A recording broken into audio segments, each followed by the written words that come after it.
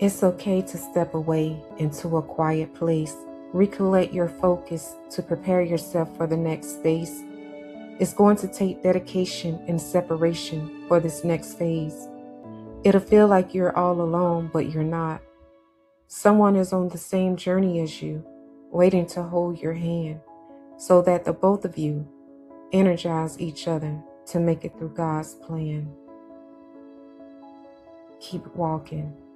They are waiting for you.